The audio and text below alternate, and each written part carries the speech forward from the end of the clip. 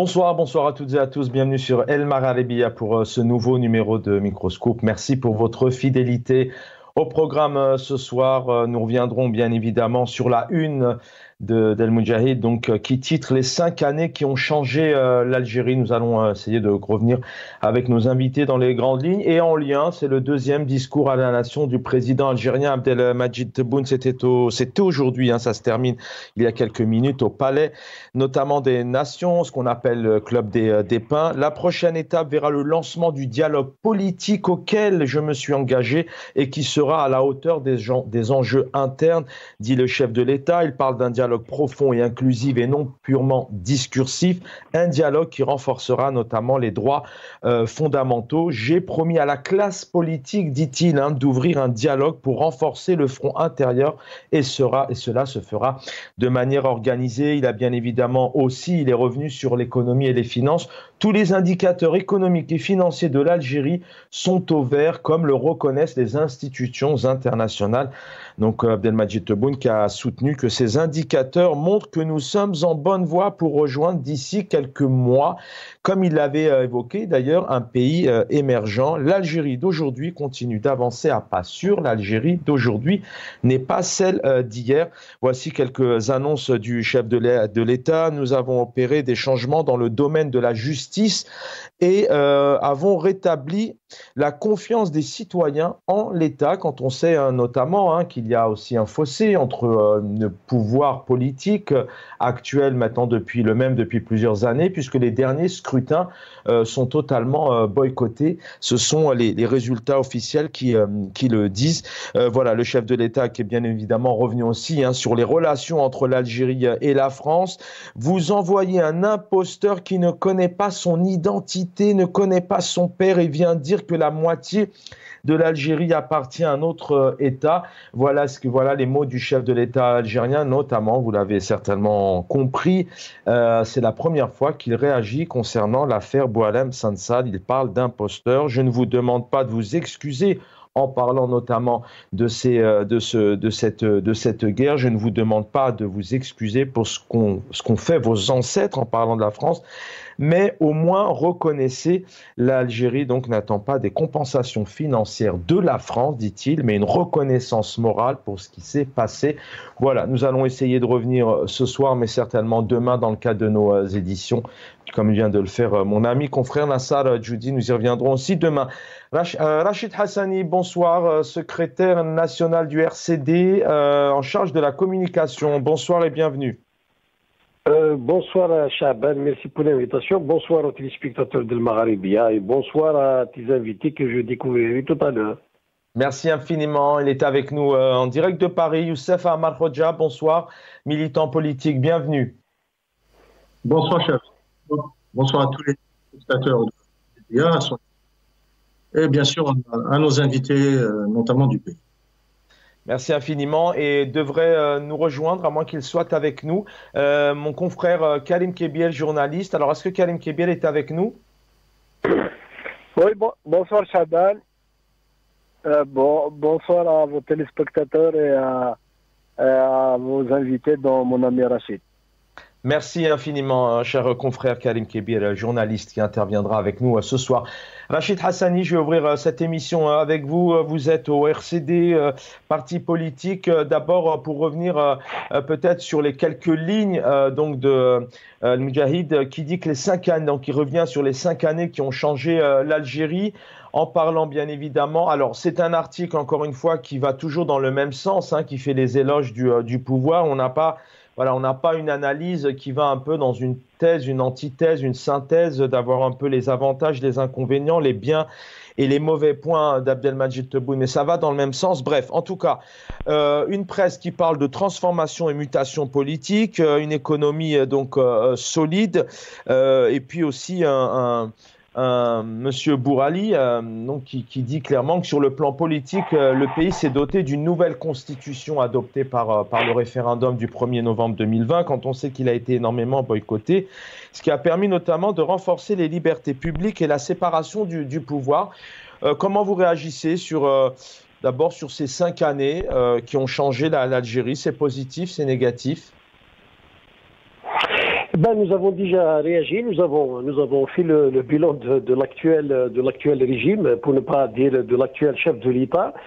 Et vous venez d'évoquer le Moudjahid, organe qui suffit, quand on l'évoque, son évocation suffit quand même à répondre à la curiosité du lecteur. Le Moudjahid qui était jadis pendant la Révolution, tout autant que le FLN, parti qui a été un front pour la libération du pays. Donc le Moudjahid qui était un organe qui a été le porte-voix de la révolution, le porte-voix du peuple algérien, mais depuis l'indépendance, depuis 62, il était un organe connu par le peuple algérien, connu par les observateurs comme un organe de propagande du pouvoir et du gouvernement, des gouvernements successifs et des régimes successifs. Voilà, donc je ne pense pas que le peuple algérien, que les observateurs sérieux puissent accorder un quelconque crédit à cet organe qui est complètement discrédité depuis déjà belle lurette. Voilà, quant au bilan, nous l'avons déjà dit, c'est un bilan chaotique. C'est un bilan catastrophique, notamment sur le plan des libertés publiques, notamment sur le plan des libertés politiques, de la liberté d'expression. Et puis sur le plan économique, même si effectivement ces derniers temps la paranoïa, la mythomanie fait dire à certains qui vivent dans une bulle que l'Algérie s'en sort très bien sur le plan économique, sur le plan social et sur un certain nombre de plans. Le peuple algérien ne voit rien. Le peuple algérien continue à subir les affres d'une inflation galopante, continue à subir un chômage endémique, continue à subir l'insécurité, continue à subir le désespoir, le désarroi, continue à subir le bâillonnement des libertés. Et voilà, donc nous avons des autorités, les officiels qui, quand ils parlent, nous avons l'impression qu'ils sont dans une bulle et qui sont complètement déconnectés de la réalité. Pour certains, et c'est fait exprès pour d'autres, justement, pour la consommation interne et pour essayer de redorer le blason d'un pouvoir finissant. On va écouter le président algérien, c'était aujourd'hui, donc il s'est adressé donc à la nation, notamment en réunissant le Sénat et le Parlement, et il évoque donc ce discours, ce dialogue national, et là il parle de démocratie. On l'écoute. لقد وعدت الطبقة السياسية للبلاد بفتح حوار لتعزيز أولا استقلالنا وتقوية الجبهة الداخلية، وسيكون ذلك إن شاء الله بصفة منظمة باش ننطلق انطلاقة جديدة في إعادة بناء هرم الدولة، دولة الحق والقانون وبداية الديمقراطية الحق.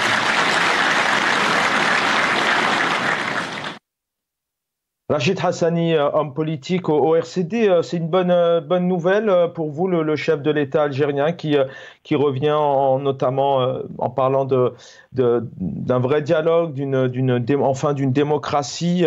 Il parle d'un dialogue profond et inclusif et non purement discursif. Il revient, il dit clairement: j'ai promis à la classe politique d'ouvrir un dialogue pour renforcer le front intérieur. Pour vous, ce sont des bonnes nouvelles pour les mois à venir, ou ce sont des redondances qui permettent peut-être au pouvoir de se cacher derrière des annonces et de se maintenir sur le trône? Je rappelle d'abord que le dialogue est une vertu. Le dialogue permet quand même à ceux qui dialoguent, à ceux qui débattent, de dépasser des divergences, de trouver des solutions à des problématiques posées. Je rappelle aussi que le RCD a été tout le temps un parti qui a appelé au dialogue, qui a toujours essayé d'initier le dialogue avec des partenaires. Nous avons tout le temps appelé au dialogue avec les autorités, avec le pouvoir, mais un dialogue inclusif avec toutes les forces vives du pays, un dialogue qui aura pour objectif le dépassement de la crise politique et de la crise de légitimité dont patauge l'Algérie depuis, j'allais dire même depuis 62, et un dialogue politique avec un calendrier bien défini, sans manœuvre, un dialogue sincère, et un dialogue avec des partenaires sincères en vue de trouver des solutions à toutes les problématiques posées à notre pays, notamment le dépassement de la crise politique et de légitimité, ça de un. Maintenant, effectivement, le chef de l'État qui annonce pour la énième fois un dialogue, il l'avait déjà annoncé. Nous attendons pour voir, en tout cas pour le RC, de le prendre acte de cet appel au dialogue. Nous attendons les contours de ce dialogue, le timing, les gens qui seront invités, les objectifs assignés à ce dialogue qui ne peuvent pas être autre chose que... Mais vous y croyez, Rachid Hassani, quand on voit que dans le cadre d'une campagne électorale, normalement un futur candidat donc qui s'annonce pour investir les plus hautes fonctions de l'État est amené aussi à rencontrer les partis qui composent l'Assemblée, mais aussi les autres partis politiques. Vous n'avez pas été reçu, alors peut-être que vous n'y aurez pas été, bien évidemment, mais est-ce que vous y croyez vraiment à ces annonces qui sont apparemment pas nouvelles dans ce contexte où vous l'évoquiez tout à l'heure, des problèmes de liberté, de pouvoir faire de la politique. Plusieurs hommes politiques et femmes politiques aujourd'hui sont intimidés. Mohsen Belabbas, Atman Mazouz, Ali Belhadj qui sort plus de chez lui, Karim Tabou qui doit tous les lundis signer à la caserne. Est-ce que dans ce contexte-là, avec ce manquement d'apaisement, je dirais, est-ce que vraiment le dialogue est possible entre ce pouvoir et l'autre parti qui est et vous et le peuple, en fait? Vous faites partie du peuple. D'abord, si on remarque tout ce qui a été fait depuis 5 ans, notamment depuis 5 ans, depuis l'avènement de Tebboune et le coup de force de 2019, on constate que les choses qui ont été faites, la répression, le musulman, le bâillonnement, les emprisonnements, ne peuvent pas être de bons indices aujourd'hui pour jauger les intentions de ce dialogue. Si on prend les 5 années de la gouvernance de Tebboune, on peut effectivement être sceptique par rapport à cette intention d'aller au dialogue et notamment par rapport à cette volonté d'aller véritablement vers un sérieux dialogue, effectivement. Et puis, comme vous l'avez dit, un dialogue, d'abord, il doit y avoir des mesures d'apaisement parce que jusqu'à présent, des Algériens sont encore en prison, la presse est encore bâillonnée et muselée, les partis politiques sont interdits d'activer, les Algériens ont peur de s'exprimer, et donc, effectivement, il faut qu'il y ait d'abord des mesures d'apaisement pour, effectivement, jauger de la réelle volonté de ce pouvoir d'aller vers un dialogue. Une fois toutes ces conditions satisfaites, effectivement, il faut aller, comme je l'avais dit, vers un dialogue inclusif avec toutes les parties, avec un objectif très clair, avec un calendrier très clair, sans détour, sans manœuvre, avec de bonnes intentions pour arriver à un consensus national et un minimum de consensus sur le plan politique pour le dépassement de cette crise, pour revenir à la normale, pour revenir à demander mandat au peuple, à la légitimité populaire. Et justement, quand j'entends le chef de l'État parler du renforcement du front interne, je pense, et nous l'avons dit suffisamment au RCD, que le seul rempart pour le seul rempart et le seul remède, justement, pour arriver à ce renforcement du front interne, c'est celui de la légitimité des institutions et donc du respect de la volonté populaire. C'est de permettre aux Algériens de s'exprimer, permettre aux partis politiques de s'exprimer, permettre aux syndicats de s'exprimer, notamment dans les urnes. C'est vrai, permettre à la presse aussi d'exercer son métier sans peur et sans censure. Voilà, il faut donc la libération du champ politique et la libération du champ médiatique pour permettre aux Algériens de s'exprimer. Voyons le cas Sansal, qui est un cas qui devient problématique pour l'Algérie et sur lequel le chef de l'État vient de s'exprimer, alors que c'est un cas qui aurait pu être réglé très sagement avance d'une manière subtile si les médias étaient ouverts, si le débat était permis en Algérie. Alors vous réagissez comment, rapidement, avant de vous libérer, Rachid Hassani, vous réagissez comment? D'ailleurs, Saïd Salhi parle de, voilà, où il dit clairement, militant des droits de l'homme sur ses réseaux sociaux, il dit qu'il y a un manquement à la présomption d'innocence.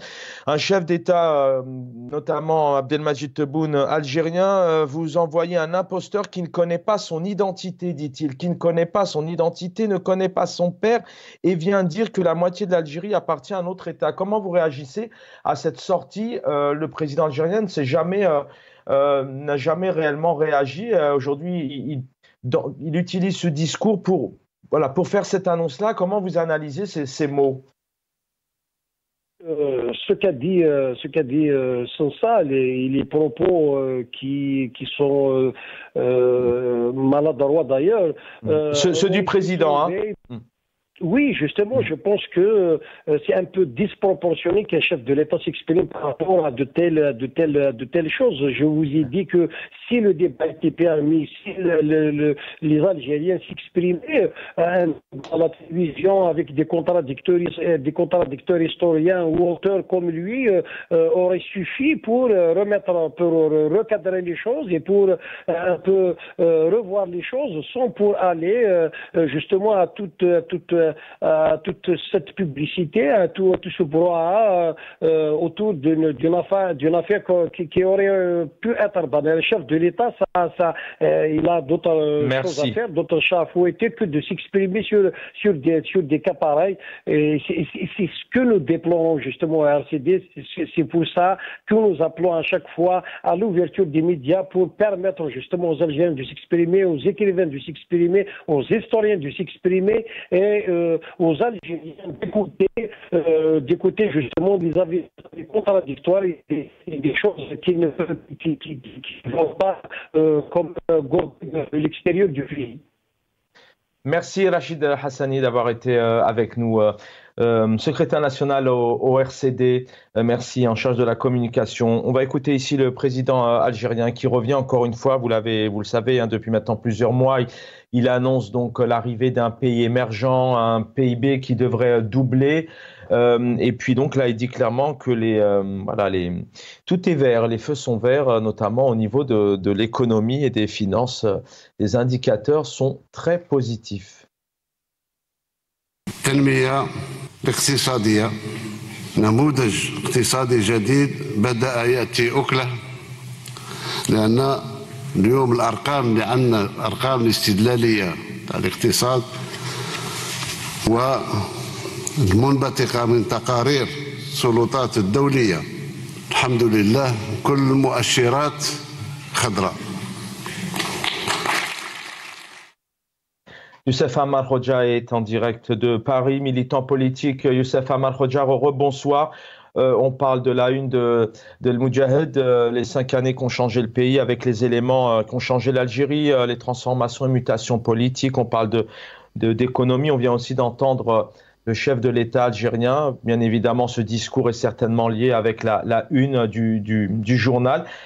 Ces 5 années pour vous, notamment Youssef Amal Hoxha, sur ce qu'on a entendu, ce qu'a dit aussi peut-être Rachid Hassani, comment vous réagissez ce soir? Si vous permettez juste un petit mot en arabe sur le hashtag, donc je vais dire donc nous ne sommes pas satisfaits, nous aimons notre pays. C'est pas le message et qui est typiquement de la jeunesse algérienne envers justement ce régime dictatorial.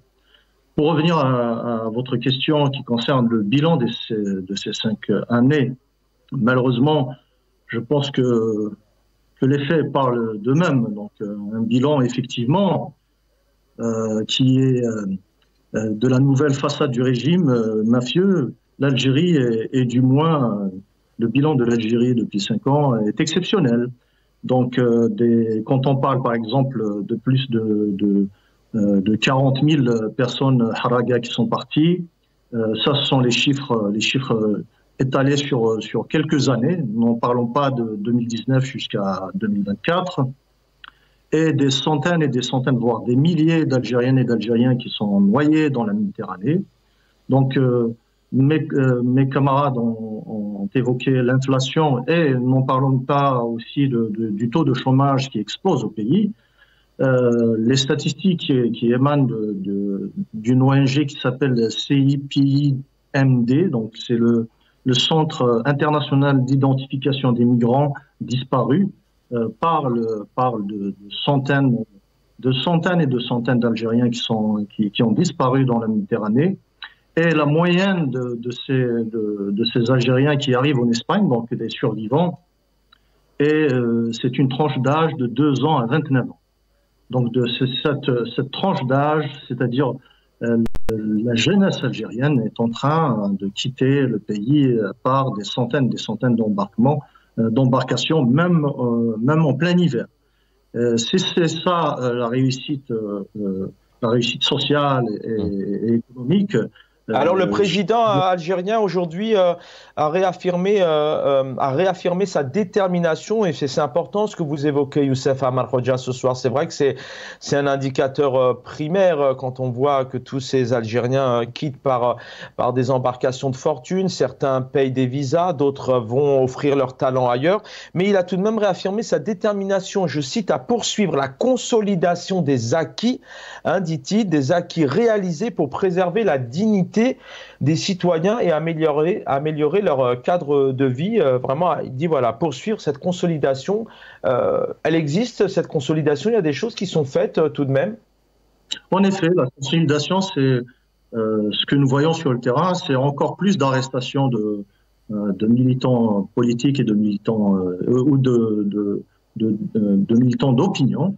Donc nous voyons que récemment, il y a eu, on parle de 2471 libérations d'une grâce présidentielle à la veille de Noël. Nous savons que c'est un cache-misère pour essayer d'infiltrer M. Sensal, que je suis content que M. Sensal est parmi certains détenus d'opinion, pas plus d'une dizaine. Mais malheureusement, la plupart de ces gens-là qu'on a libérés, ils relèvent du droit commun. Et donc, quand on relève du droit commun, il y a de fortes chances que certaines personnes sont inculpées pour de véritables crimes contre la société algérienne. Donc, nous avons déjà vu ce feuilleton qui s'est répété à deux reprises durant le Hirak. Et une fois, il y a eu plus de 4000 pendant la dictature de Gaïd Salah. Il y avait eu 4000 libérations, je crois. Et à ce moment-là, donc, on avait vu que la plupart des gens qui ont été libérés, c'était des gens qui relevaient du droit commun, et que quelques dizaines de détenus d'opinion étaient libérés à ce moment-là. Et en général, ce sont des détenus d'opinion qui avaient déjà purgé leur peine, bien sûr hautement injuste, contraire à toutes les lois, la loi algérienne et les engagements des droits de l'homme de l'Algérie à l'international. Donc ce sont là des contre-vérités qui sont, c'est vraiment triste et difficile à le dire. Et en plus de ça, donc ajouter l'injure à l'insulte, c'est quand on a une personne qui parle au nom de notre pays, l'Algérie, et qui traite M. Sensal d'une personne qui n'a pas de père. Je rappelle que dans nos convictions et notre culture, on ne peut juger que les faits de la personne individuellement, elle-même. Et ce n'est pas l'honneur de la fonction d'un chef d'État, ni d'un politicien, ni d'une personne qui a fait soi-disant l'ENA, ni d'un système entier, parce que ça a été sécrété par un système. Donc c'est le système qui est derrière cette façade civile qui fait qu'on arrive à l'insulte. Et moi, honnêtement, des fois, quand je lis ce qui est publié dans l'APS, j'ai honte pour mon pays, j'ai honte, je me dis, mais où va l'Algérie à ce point-là? Et là, nous avons soi-disant un président de la République qui accuse une personne connue, qui accuse une personne, peu importe cette personne, qui ne connaît pas son père. Sachez que, justement, dans notre tradition, ce sont les enfants qui n'ont pas de parents qui sont prioritaires à la protection de la nation, à la protection sociale de la nation. Donc c'était normalement dans notre tradition Et même, ça devrait être le rôle de l'État de rendre la dignité et de protéger, par exemple, les enfants qui ont été retrouvés sans parents. Voilà. Donc moi, Merci. je défends cette tranche de la population, et nous savons que la misère actuelle, la misère économique, et notamment qui frappe plus les femmes que les hommes, malheureusement, notre société est ainsi faite. On en parle dans un instant. Malheureusement, il y a des milliers d'enfants qui naissent en dehors de ce qu'on appelle le cadre légal du mariage en Algérie. Ces enfants-là, si on voit un exemple, si M. Tebboune donne l'exemple en insultant M. Sinsal, c'est une catastrophe. Donc, c'est-à-dire il n'y aura aucune reconnaissance pour les enfants abandonnés. Restez avec nous, Youssef Amar Khodia. On va bien évidemment entendre dans un instant mon confrère Karim Kebir. Voilà ce qu'a posté Saïd Salhi, qui est connu longtemps à la Ligue algérienne des droits de l'homme, défenseur des droits et des libertés. Des propos choquants et indignes d'un président de la République, piétinant un principe cardinal de la justice, celui qui est la présomption d'innocence, tant que le prévenu n'a pas été entendu et s'est défendu devant une justice indépendante lors d'un procès équitable. Voici comment M. Tebboune réagit au sujet de l'écrivain Boualem Sansal en s'adressant à la France.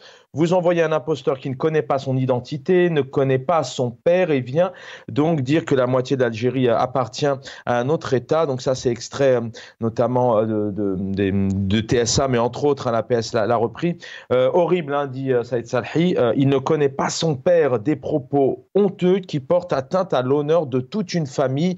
On est tombé si bas, point. Et vous avez entendu l'analyse de Youssef Amar Khodia aussi il y a quelques instants. Karim Kebir, journaliste, homme de presse depuis plusieurs années en Algérie.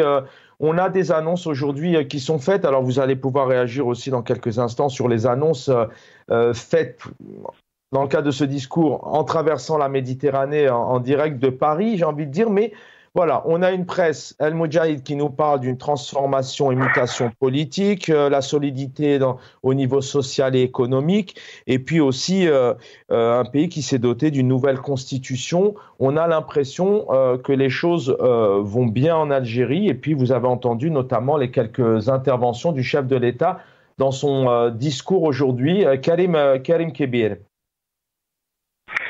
Écoutez, je pense que c'est dans la logique des choses.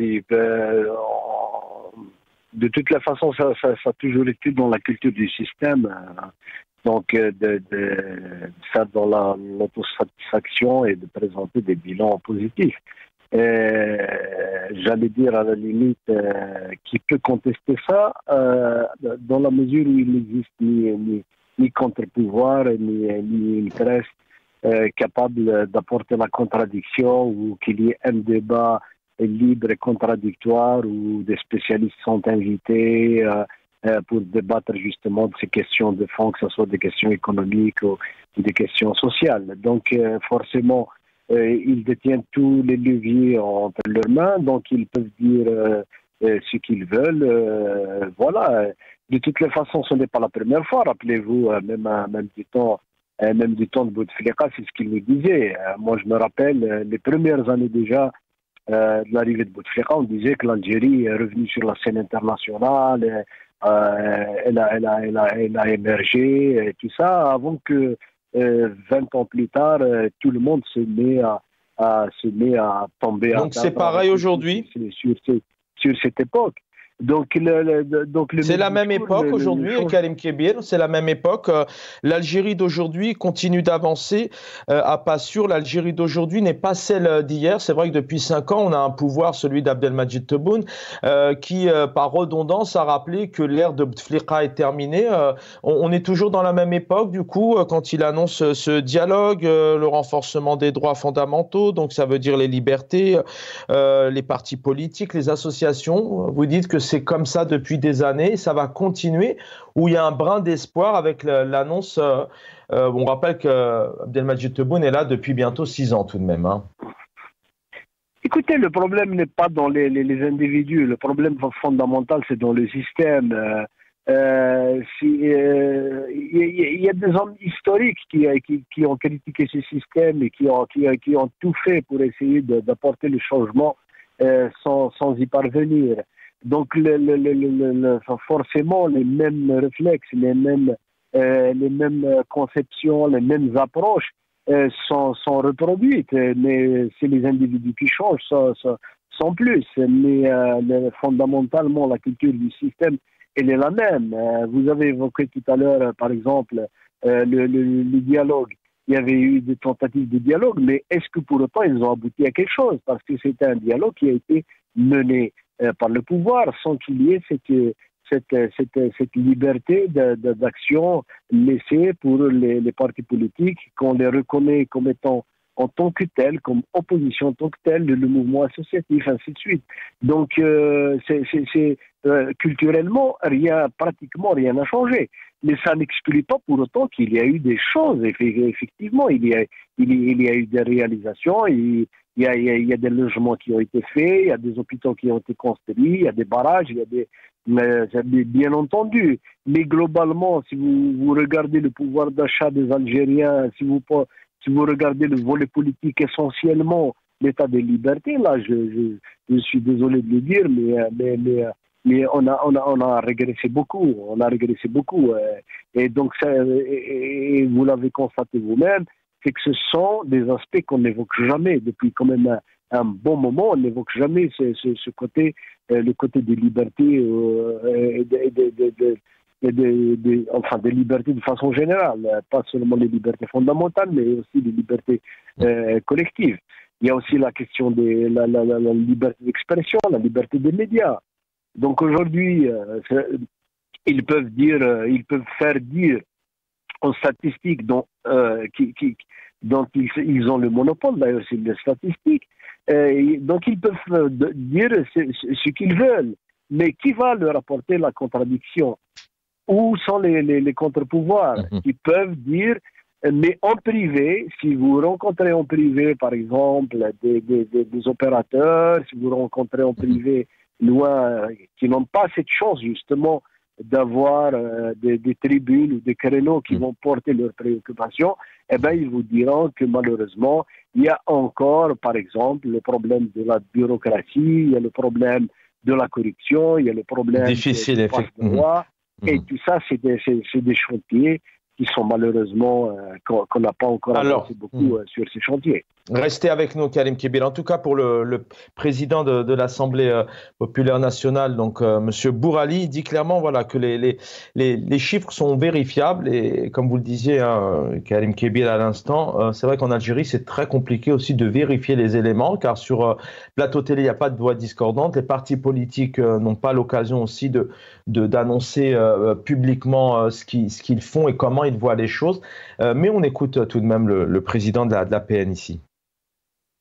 كل ما قاله هو مبني على أدلة ومبني على أرقام لا تحمل الشك.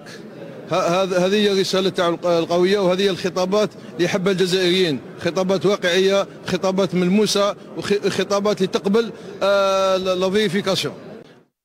Et puis M. Bourali qui a annoncé aussi que c'était un discours historique, dit-il, clair, voilà, historique. Il a dit magnifique aussi, des qualificatifs assez importants, notamment en écoutant le chef de l'État algérien.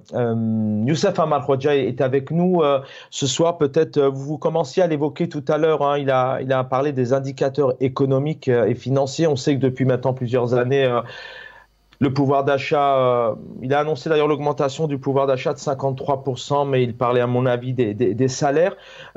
L'économie est importante pour un État, d'abord en termes de politique intérieure, comment vit le pays, mais aussi en lien avec la politique étrangère. On sait que depuis maintenant quelques années, d'un point de vue diplomatique, c'est un pays qui s'isole tout de même, qui a beaucoup de mal parfois dans le cadre de ces échanges.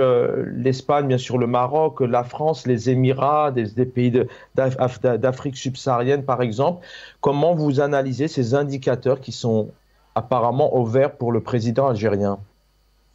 Bon, apparemment, comme vous dites, ce sont d'ailleurs, le ministre parle de preuves évidentes, alors que ces preuves-là sont cachées de tout le public, toute publication, toute possibilité de critique et de vérification. Je vous signale que l'Office national des statistiques n'a aucun mot à dire sur l'économie algérienne et même sur la société algérienne. C'est-à-dire que ce que devraient être normalement les statistiques et l'analyse scientifique de socio-économique en général doivent être l'endroit et les prérogatives d'instituts indépendamment des gouvernements. Donc, comme par exemple aussi la Cour des comptes, ça doit être des institutions. Pourquoi on appelle ça des institutions? Parce que elles sont là pour rester, même si les gouvernements changent, même si le pouvoir change, même si les personnes partent.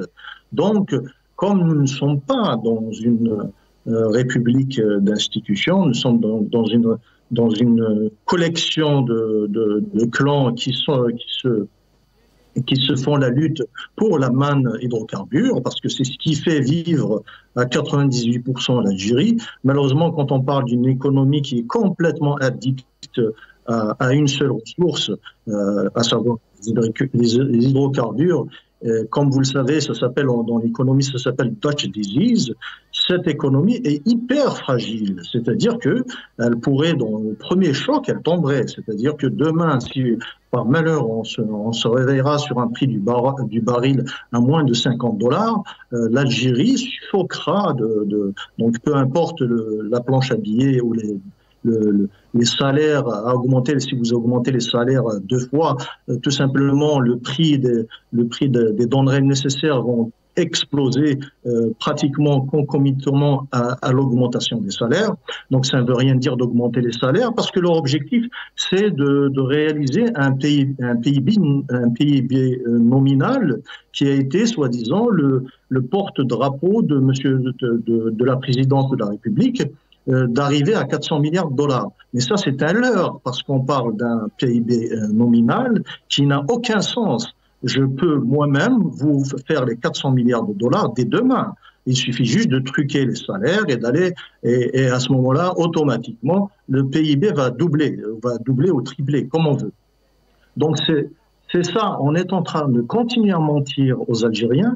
Les Algériennes et les Algériens qui avaient sanctionné ce pouvoir, ce régime, à plusieurs reprises par un divorce total. Donc la dernière élection l'a démontré. Et lui-même, donc le chef de l'État lui-même, a porté un peu un cran à la consternation suite à la consternation. Donc consternation sur consternation, le fait qu'il n'a reconnu, lui-même a douté des résultats et a demandé à ce qu'il soit recompté.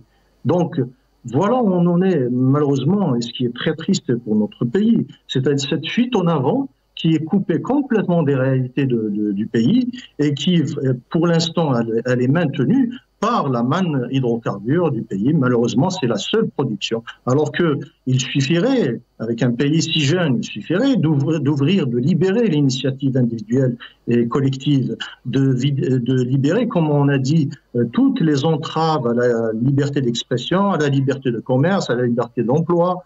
Toutes ces choses-là pourraient donner de l'oxygène à l'économie nationale et la sortir, la sauver du gouffre on est en train d'aller vers le mur, et 2026 va être une année très très dure, parce que les prix, d'après les spécialistes, les prix du pétrole vont baisser en 2026 en même temps que la production algérienne. Merci. Restez avec nous, Youssef Ahmad Khoja. On va écouter ici le chef de l'État algérien qui revient sur ces indicateurs qui sont ouverts. C'était les mots qu'il emploie maintenant depuis plusieurs mois, plusieurs années, depuis qu'il est arrivé au pouvoir. Il évoque un pays émergent avec des indicateurs qui sont au vert financièrement et économiquement parlant, mais on le voit depuis maintenant quelques temps dans le portefeuille des Algériens, dans leur panier moyen quand ils vont faire leurs courses, c'est pas du tout ça. On en parle juste derrière.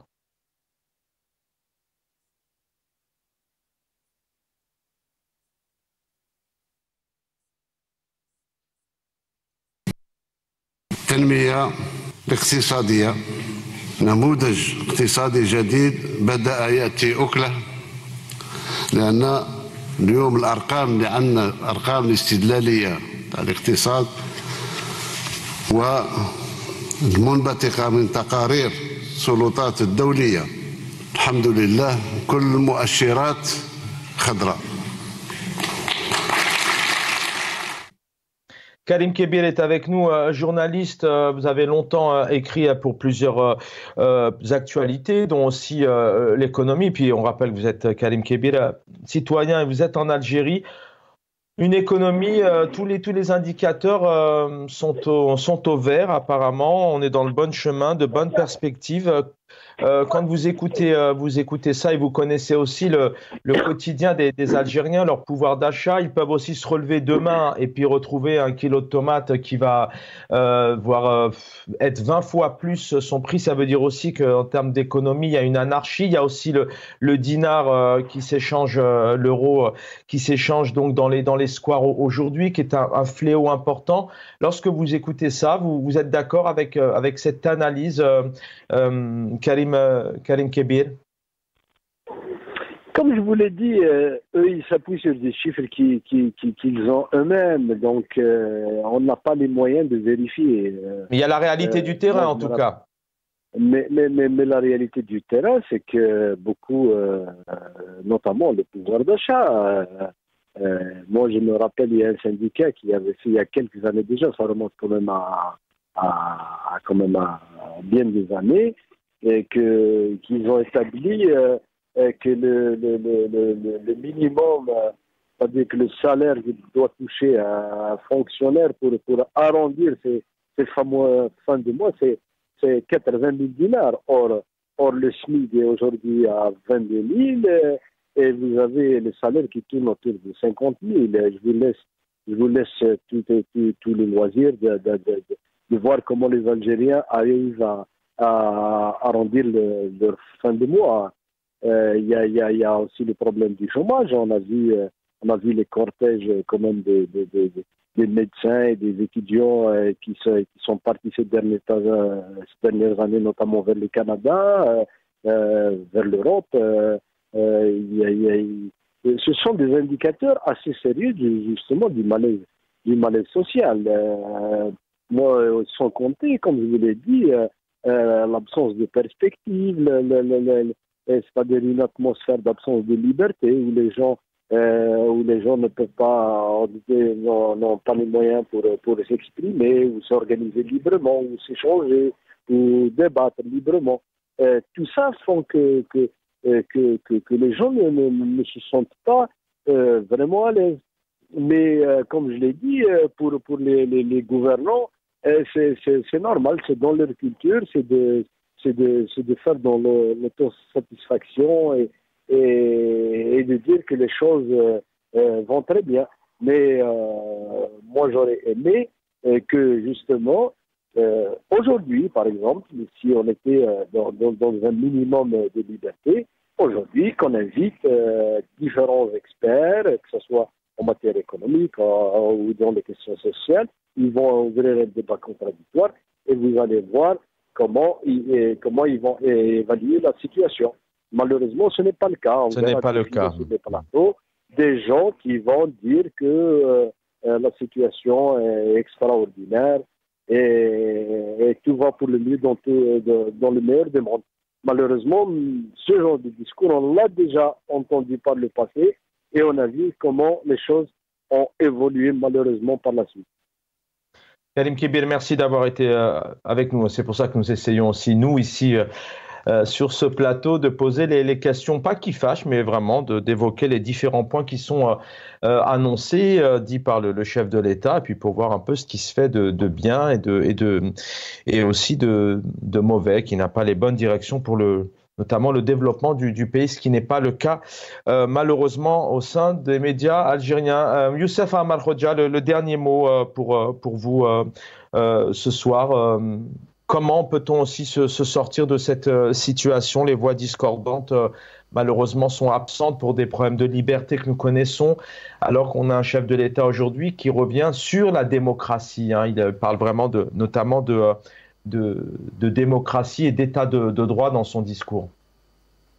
Justement, vous avez dit un mot qui m'a intrigué, c'est discursif.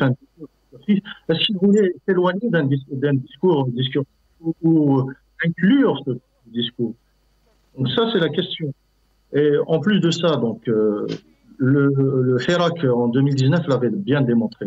C'est que la société et notamment une société qui a une tranche de jeunesse importante et la force de travail les Algériens ne demandent qu'à travailler. Ne demandent qu'à travailler. Et quand, vous le savez, nous sommes des milliers à immigrer à partir de force de notre pays. Et la première des choses, le premier souci des Algériennes et des Algériens, c'est de travailler tout de suite et d'essayer d'être indépendant tout de suite et d'aider la famille à rester au pays. Donc, tout honneur à toutes ces Algériennes et des Algériens qui font l'impossible pour maintenir la dignité et surtout de soutenir même des familles entières. Donc ce point-là, ce qui s'est passé avec le Hirak, le début du Hirak, le retour de l'espoir, c'est ça qui manque à notre pays.